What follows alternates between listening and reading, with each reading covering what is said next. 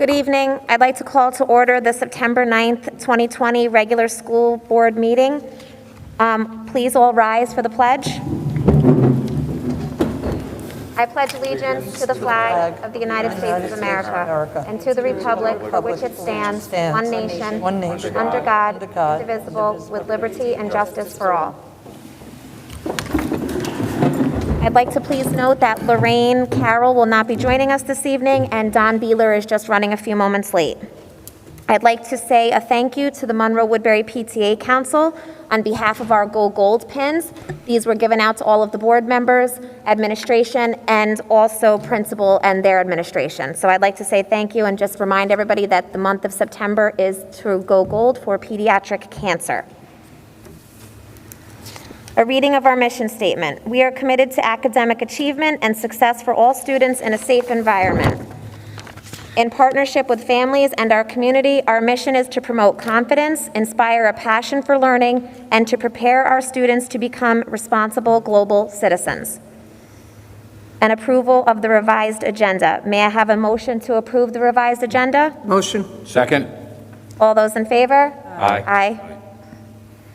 Questions and/or comments from interested citizens? We only have one this evening. Mr. Ray Hodges is speaking to the board on matters related to COVID-19 on behalf of the MWTA. Thank you, Madam President. Raymond Hodges, Monroe-Woodbury Teachers Association President. Although I seemingly stand here alone, make no mistake, I stand here with 1,000 plus members of the MWTA who understand the need for social distancing in this climate. Disappointing was the soundbite given to Blaise Gomez of News 12 by the Monroe-Woodbury Central School District today, when asked about a photo showing a large group of our Monroe-Woodbury students neither practicing social distancing nor wearing masks at a large gathering. This was just one of several photos and postings on social media.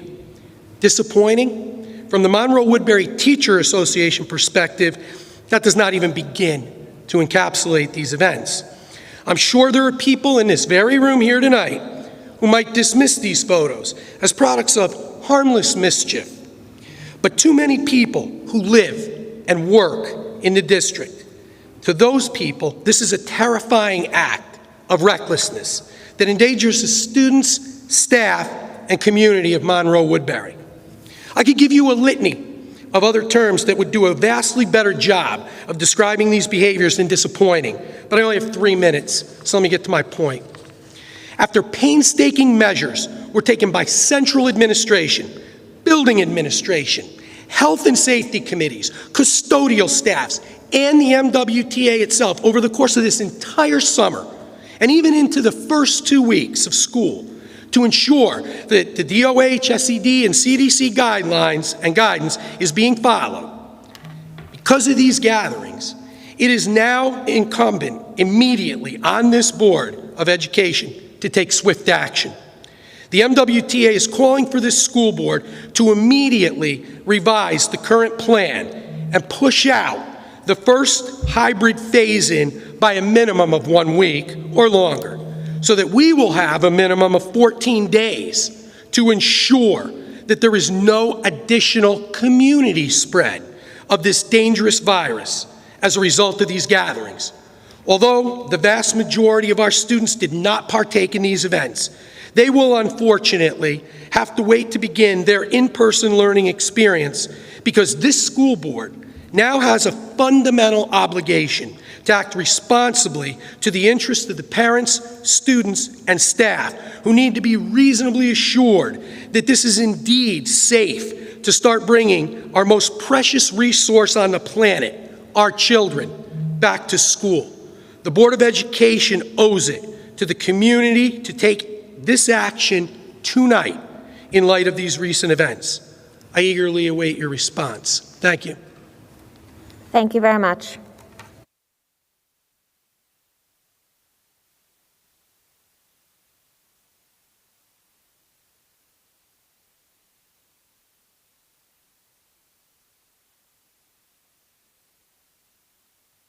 Can I go back to one Stacey? thing? Yes. I needed to update on a question or comment from our last interested, I think it was Lorraine Lone. Oh, I'm sorry, yes. Yeah, she had asked something regarding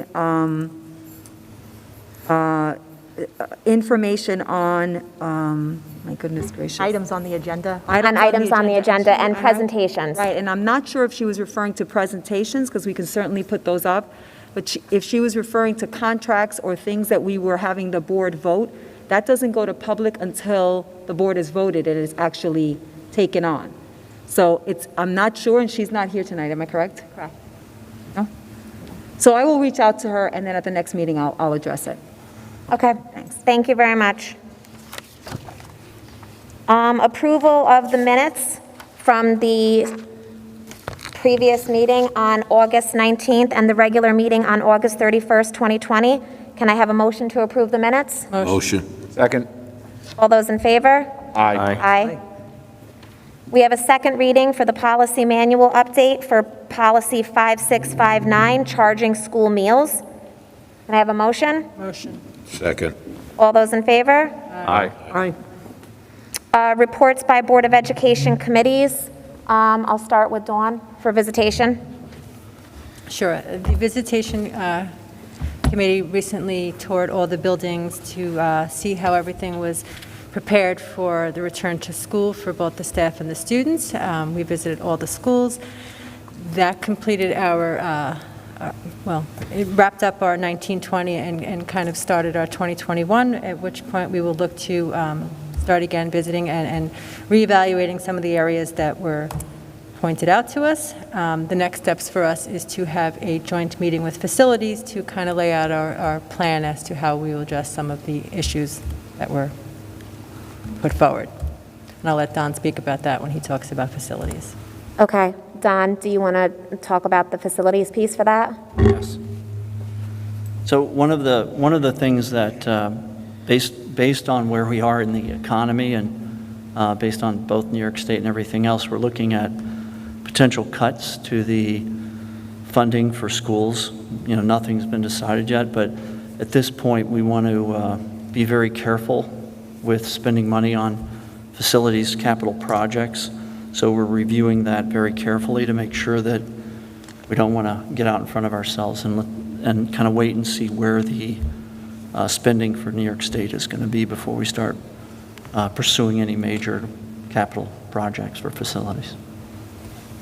Okay, thank you. Do you want to speak on Audit Committee as well? Yeah. For, what do you say? For Audit Committee. Yeah, I think it's basically the same story.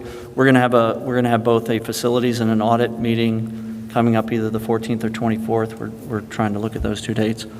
But it's kind of the same story with audit, looking at, financially where the state is now, and we're really unsure as to what the exact funding is going to be for the year. So a lot of things are just sort of in limbo, waiting to find out what Governor Cuomo decides on what we're going to get for school funding. Okay, thank you. And I will comment as the new policy chairperson, as Mr. DiLorenzo is no longer with us. We are working on setting up a meeting and addressing the next upcoming policies that we have on our agenda. So I know that as soon as we were able to get those dates up, those will be publicly put on the website. Report by student representative of Board of Ed, Emily. So first, I want to share some feedback from students regarding their first day of school, and then I'm going to share some feedback of some progress that I've had on my SAT program. So some pros that students found are they like the new setup far better than what was established in the spring of this year. Students like how teachers are trying to build connections with the class rather than just blindly diving into new material. I also asked students in the elementary and middle schools about their experience. They said it was a simple adjustment and a rather straightforward transition to online school. Some cons that people have been reporting are there were multiple reports that Chromebooks were a little bit laggy, bad connection, and overall kind of slow to use, but this isn't the school's fault. It did impact the ability for students to open files during class and join meets accordingly, which I think some teachers should expect.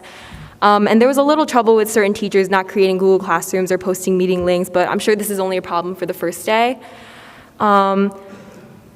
I wasn't planning on addressing this, but a lot of my fellow students have urged me as the student representative to share a brief note about the situation that happened yesterday. I know Mr. Cassidy sent out an email regarding the situation in the parking lot with the 70-plus people taking pictures. I had already sent out an email containing an anonymous letter written by a group of students, which I shared with Mrs. Rodriguez and Mr. Cassidy last night. I just wanted to briefly start out by saying that although it's very easy to get mad at these clear wrongdoings, we need to look at different perspectives of the students. I'm sure the students who attended the gathering were just trying to find a sense of normalcy. They're simply just mad and frustrated that they're losing out on all these high school experiences as a senior. I even asked some people who attended the gathering, and one stated that it's simply hard to know what's right and what's wrong in a time like this. I'm certain that there was some sort of miscommunication to convey the terms of gatherings on school properties, either on the students' or district's behalf. Perhaps in the future, clearer guidelines can be put in place ahead of time to prevent such events. But while there are many reasons why I'm sure these students felt the need to meet with each other, it was certainly a naive and insensitive thing to do at such a time. That is undeniably inexcusable. For students who have suffered family deaths, for students who haven't been outside for months because they wouldn't be able to afford the hospital bills, for students who were forced to go remote because their family simply couldn't risk it, this event was very heartbreaking to hear for them. They viewed it as a selfish and reckless act, especially since it was done on school property we were supposed to be returning back to in less than 2 weeks. I'm speaking on behalf of all the students in the high school when I say that this is a very hard time to be in right now. Mistakes will be made, but that only means lessons will be learned, and I personally do not believe in punishment for those who gathered. On behalf of the students who were angry to learn about this event, all that they want is for those who attended to own up to their mistakes and learn from this. And I'm just going to close out with some notes about my progress on my project of creating an SAT program/class. I've gathered a team of 4 students, including myself, to lead this project. I've reached out to students that I know have spent a good amount of time reviewing for the SATs and are overall high-achieving students in the classroom. Fellow seniors Carly Newman, Jason Pearson, and Jay Sethi will be helping me set up the class as well as teaching it. As far as structure of the class, we will be splitting up 50 to 60 students, admitted based on first come, first serve, with financial insecure students as a priority, into classes led by each tutor that I mentioned above. 30 minutes will be spent on reading, and the same thing for math. Both will be combined into one day for a total of 1 hour for only 1 day a week. This specific time allows students to maintain focus and not get distracted. Homework will be required, as this makes sure students are dedicated and committed to the class that we achieve the best results possible. And lastly, I just want to mention some work to be completed before the program can officially start. As mentioned, all 4 of us will not only be tutors, but will be in charge of a certain sector of the program overseen and managed by me. Carly Newman will help take records, take attendance, craft Google Forms, and craft surveys. Jay Sethi will be making and moderating a website to provide an easy place to find all of our links. This includes signups and resources.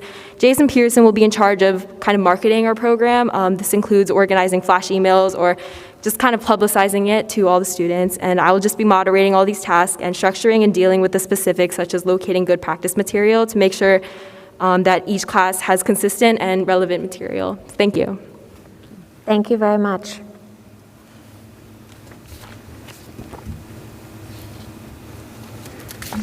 Matt, for personnel. Thank you very much. I respectfully request approval for the items listed under personnel tonight. Motion? Second. All those in favor? Aye. Patrick, for business and financial. Yeah, thanks, Stacy. I also respectfully request approval of the items under business financial, which include our standard monthly financial reports for June, year-end 1920, 2 donations from the Orange and Rockland to the North Main STEM program, one award for $905.19, and the other for $996.45. So we thank Orange and Rockland for their generosity. We have 2 contracts for approval for related services and tuition services, the award of a contract for music instrument repairs, and 2 resolutions related to approval of the school resource officer program with the town of Woodbury and Village of Monroe. Thank you. May I have a motion? Motion. Second. All those in favor? Aye. Committees on special education and preschool special education. May I have a motion to approve? Motion. Second. All those in favor? Aye. Aye. Reports by the board and central office. Donna? First, I wanted to say that, again, the district is going gold for pediatric cancer awareness, and on September 5th, we will all wear gold in support of that. I wanted to say best wishes to staff and students for a wonderful 2020-2021. And I also wanted to wish Stacy a happy birthday on September 18th. Thank you. Dan? I'm just happy to have the school year starting off. I know it's not the traditional one we've come to expect, but I'm hoping as things progress, things are just going to get better. So have a good night. Anthony? I just want to say congratulations to Elsie and all the faculty at Monroe-Woodbury for making the opening day as successful as possible. I know what a difficult chore it was, and just want to wish you best of luck for the rest of the school year. Thank you. Dawn? Yeah, I'd just like to speak from a parent for a quick second that the past 2 days observing my children taking part in the remote learning has been a really positive experience. I've heard great feedback from other parents and students as well. So thank you to all the work that went into that from everybody, central administration and the teachers and the staff in making that happen.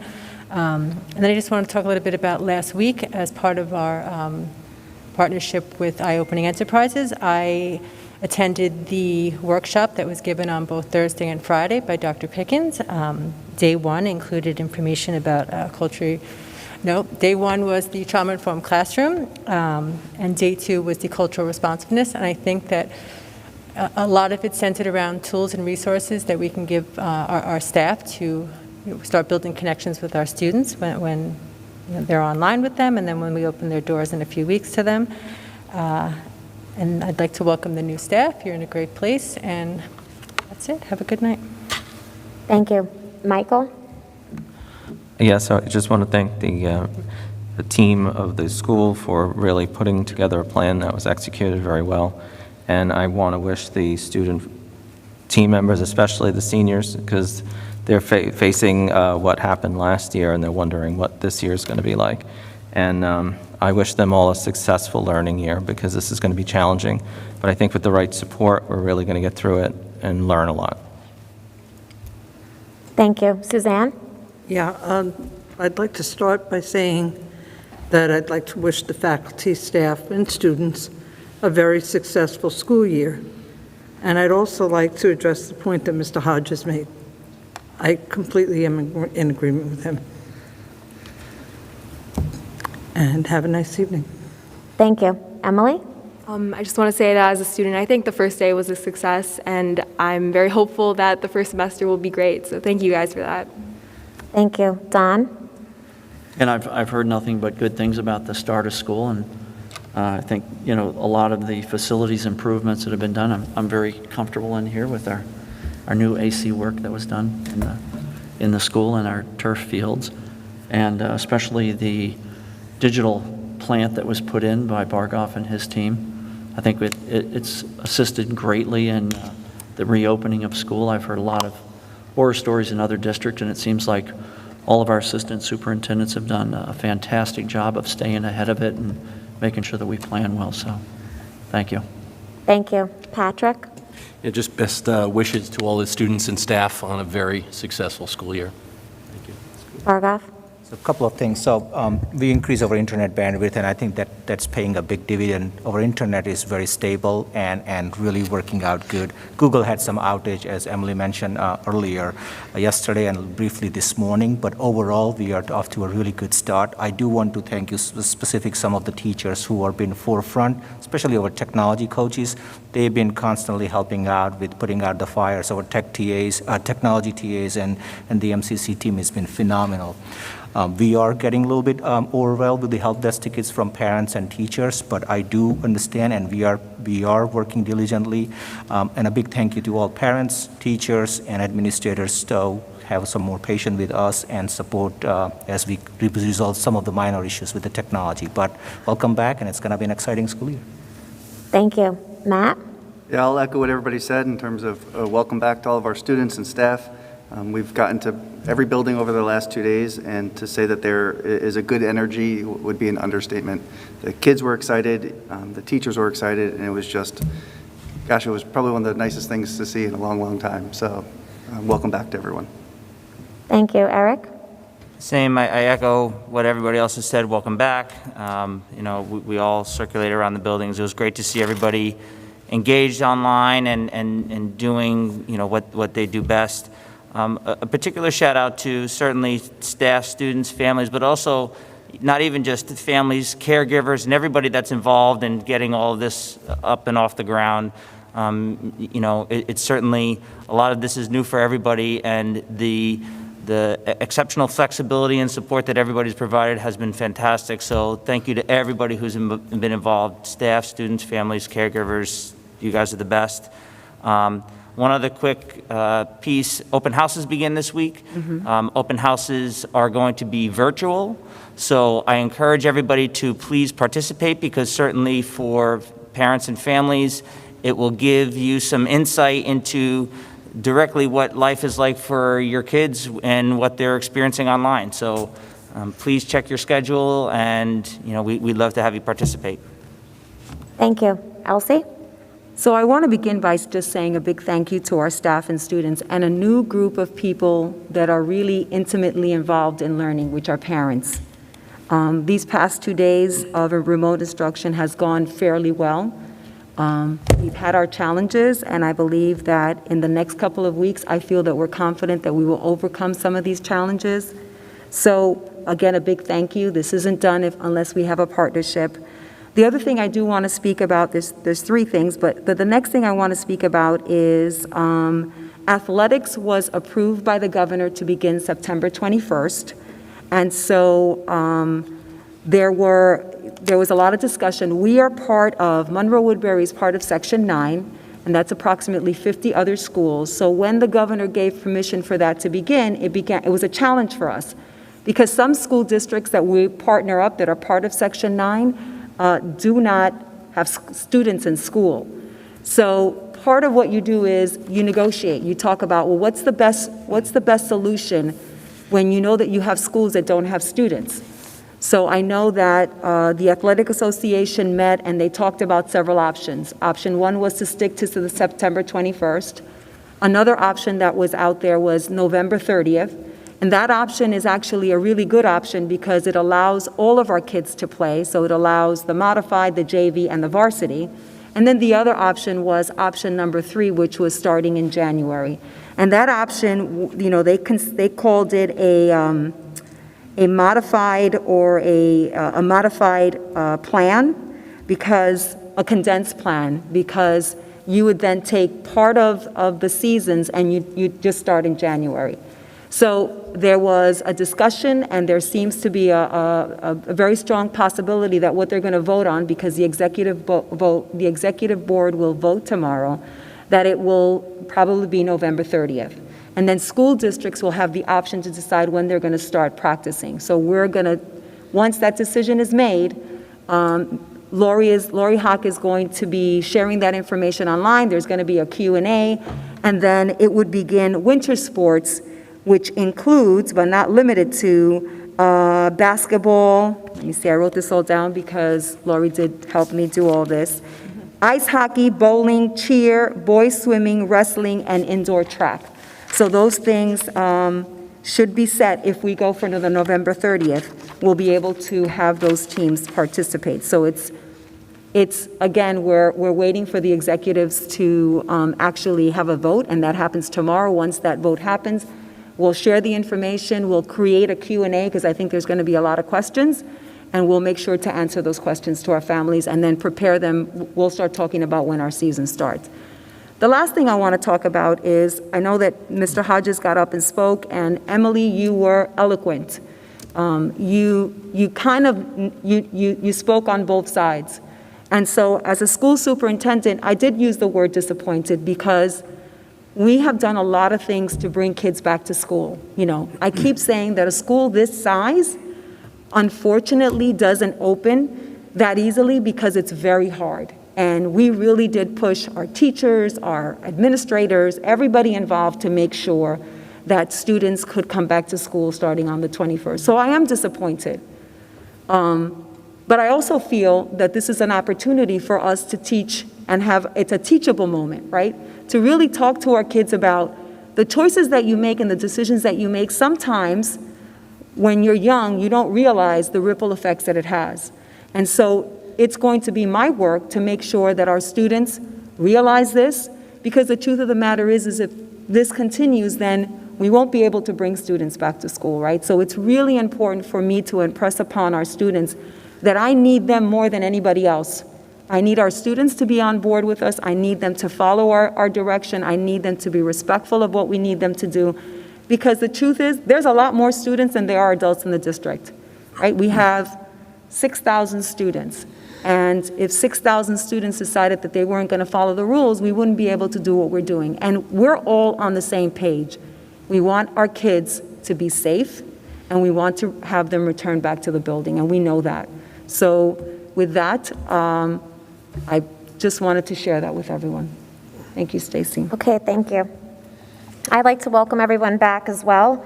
I agree that I think the last 2 days of virtual learning, while have been very different, I think have been successful, minus the couple of connectivity issues. I'd like to thank the PTA Council for our Go Gold ribbon, and I would love to be able to support that for the month of September, so I appreciate that. I'd also like to remind everyone that the board will be participating in the board retreat this Saturday from 9 to 12. We will actually be here at the high school. We will have an hour of discussion, and then from 10 to 12, we will actually participate in an activity and presentation with Dr. Pickens of Eye Opening Enterprises. I want to thank Emily tonight for her work that she's already started doing on the SATs. I think that's wonderful. I can't wait to hear some more about it. And I would also like to say thank you for speaking on behalf of all of the students, because I think that's definitely important, and that is 100% your role. So don't ever be afraid to get up and speak on their behalf. So I thank you for that. I'd also like to say a very big thank you to the high school, especially the custodial staff and our audio and visual team for the last several months of our board meetings. We've been set up camp here at the high school and kind of taken over. This will be our last official meeting here for now. I'm sure we'll be back at some point throughout the year, but I want to extend a thank you to them, because I know that they have some work that they want to do here, and I know that it's been trying on them to have to set up and break down everything, so we appreciate that. And lastly, I'd like to comment similar to what Mrs. Rodriguez said, that the only thing that I can stress upon our students is to wear masks and socially distance, especially when you are on school grounds, so that we may proceed with our opening plans. And with that, I say thank you, and a motion to adjourn. Motion. Second. All those in favor? Aye. Aye.